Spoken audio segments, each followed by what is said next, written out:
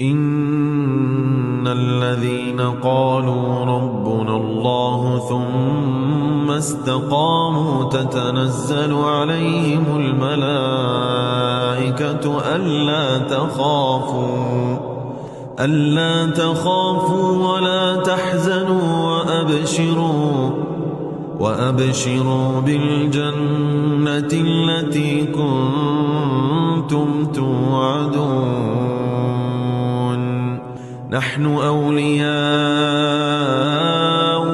في الحياة الدنيا وفي الآخرة ولكم فيها ما تشتهي أنفسكم ولكم فيها ما تدعون نزلا من غفور رحيم.